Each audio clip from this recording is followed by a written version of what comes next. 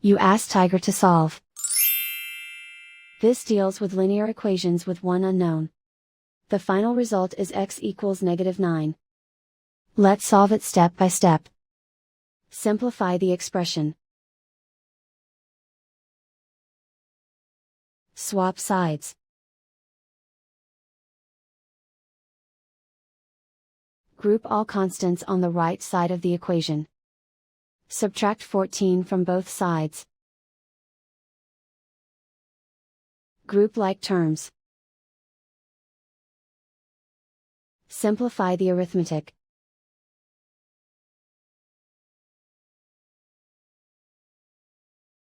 Convert the x into a positive number.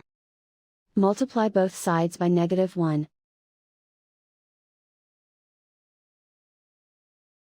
Remove the ones.